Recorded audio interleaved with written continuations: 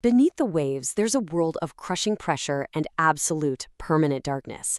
It's a realm that is completely alien to us, an environment so hostile to life as we know it. And yet, it's here that some of humanity's most complex machines navigate with a chilling purpose and lethal precision. I'm talking, of course, about the silent titans of the deep, submarines.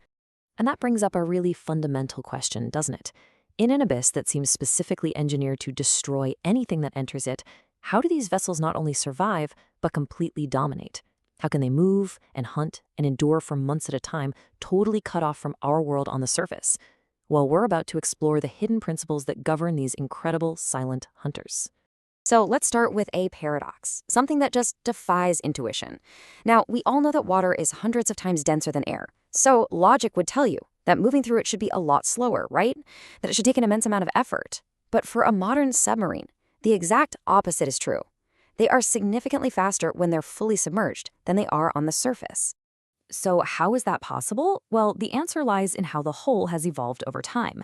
The real key to modern submarine speed is that teardrop shape.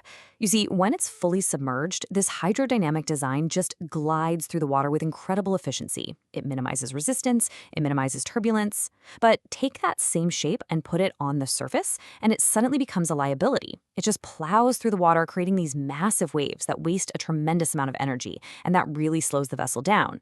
This is a complete 180 from the older World War II era designs.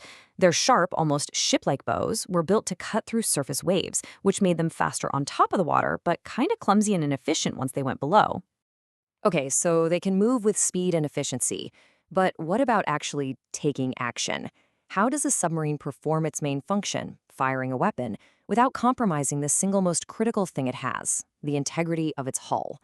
I mean, opening a direct channel to the crushing pressure of the deep should, by all rights, be completely catastrophic. The solution is actually an engineering marvel of, well, elegant simplicity. The torpedo tube works with two doors that can never, ever be open at the same time. Here's how it works. First, the outer door opens to the sea, while that inner door stays hermetically sealed, protecting the crew inside. After the torpedo is launched, seawater just floods into the empty tube. Then, and only after the outer door is sealed shut again, is that water drained away into an internal tank. And this is the really clever part. That process doesn't just clear the tube for reloading, it also critically compensates for the weight of the weapon that was just fired, which maintains the submarine's delicate balance and its neutral buoyancy. All right, so with the mechanics of movement and attack figured out, we can turn to the true nature of underwater warfare. You have to understand, it's not a battle of sight. It is a duel fought entirely with sound. In the total, absolute blackness of the deep, a submarine's ears are its eyes, they're its shield, and they are its spear. And this is where the difference between active and passive sonar becomes absolutely paramount. Active sonar, that classic ping you hear in the movies. It's a double-edged sword. It's like shouting in a library. Sure, it reveals everything around you, but in doing so, it screams your own position to anyone who might be listening. For a vessel that is built on the very idea of stealth, using it is an act of pure desperation. So instead, the submarine becomes a passive hunter. It just listens. It uses these arrays of incredibly sensitive hydrophones to pick up the faint acoustic signature of another vessel's machinery, sometimes from many, many miles away. To survive down there, you have to be quieter than the ocean itself. But silence isn't the only enemy. With every single meter a submarine descends, the weight of the ocean above it increases exponentially. It exerts this relentless, crushing force on the hull. For decades, right at the height of the Cold War, the great naval powers were locked in this secret race to the bottom. They were pushing the very limits of metallurgy and engineering just to go deeper, to gain that ultimate tactical advantage of being at an untouchable depth. But this ambition, it came at a cost. 1,020 meters. Just think about that for a second.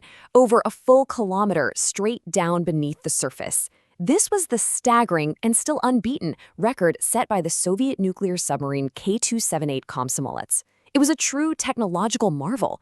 It had a double hull forged from titanium, and it was designed to survive pressures that would instantly vaporize a lesser craft. But this titan of the deep was tragically lost in an accident, and it now rests forever at the bottom of the Barents Sea. The loss of the Komsomolets was really a tragic bookend to an entire era of naval design. That incident, combined with the immense, staggering cost, marked a real turning point. You see, Navy started to realize that the pursuit of extreme depth was, well, it was a path of diminishing returns. To withstand those kinds of pressures, you needed exotic titanium alloys and really complex, heavy double-hull designs. And that drove the cost of a single vessel into the billions. The expense was simply too great for the marginal tactical benefit it really provided. A whole new philosophy was starting to take hold. And you can see this shift in naval doctrine reflected in the operational depths of today's most powerful submarines. The American Seawolf class, one of the most advanced attack submarines ever built, operates at around 600 meters. That's deep, for sure, but nowhere near the record. And the big strategic missile submarines like the Russian Bory and the American Ohio classes, they operate even shallower. The focus has moved away from invulnerability through depth to invulnerability through superior stealth and more advanced weapon systems. Simply put, being undetectable became way more important than being unreachable. So this brings us to the question of endurance. A submarine, hidden beneath the waves, is the ultimate persistent presence. But how long can it really stay down there? For how long can this artificial world sustain itself and its crew in total and complete isolation? The answer, it turns out, reveals the one vulnerability that technology has not yet been able to solve. Now, to understand endurance, we first have to distinguish between the two main types of submarine. You've got your diesel-electric vessels. They're limited by their need for oxygen. Every few days, they have to surface or use a snorkel to run their engines and recharge their batteries. And that's a moment of extreme vulnerability. A nuclear-powered submarine, however, that's a different beast entirely. Its reactor can provide power for decades. It literally generates its own breathable air from seawater and purifies its own fresh water. In theory, it never, ever has to surface. And yet they do have a limit. A typical deployment for a nuclear submarine, fully supplied and ready for its mission, is about 90 days. So wait a minute. If its power is virtually limitless and it can create its own air and water, what on earth forces this self-sufficient world to return to port? Well, the ultimate limiting factor isn't a failure of technology. It's a fundamental human need: food. You can only pack so much. The mission ends when the pantry runs empty. For all its incredible technological might, for all its ability to create a habitable world in the void, this billion-dollar machine is ultimately tethered to civilization by the stomachs of its crew. So, for our final section, let's explore the art of staying hidden. We've talked a lot about acoustic stealth, about being quiet, but what about visual concealment? In those rare moments when a submarine absolutely has to approach the surface or operate in shallower waters, how does it avoid being seen from above? The primary tool is camouflage, and it's meticulously tailored to the environment. Most submarines are painted black or a very dark gray. Those are the best colors for blending into the deep ocean where light just can't reach. But some nations, like North Korea or Iran, whose submarine operate mainly in shallower, greener coastal waters, will actually paint their vessels green for better concealment in that specific theater. And beyond paint, discipline is absolutely paramount. Surfacing is done at night whenever possible, and the use of the periscope, which can be spotted by radar or just a sharp-eye lookout, is kept to an absolute bare minimum. But how do they even know where they are when they're completely cut off from the outside world? GPS signals can't penetrate water, so the whole process begins with a single quick satellite fix just before they dive. But from that moment on, the submarine relies on a really sophisticated inertial navigation system. You can think of it as a self-contained computer that uses these hypersensitive gyroscopes and accelerometers to literally feel every turn, every change in speed, and every dip and rise. By constantly calculating all these tiny little changes from its last known position, the crew can track their location with remarkable accuracy and traverse entire oceans without a single signal from the outside world. They really are marvels of engineering. They're self-contained worlds that glide through an environment that's more hostile than outer space.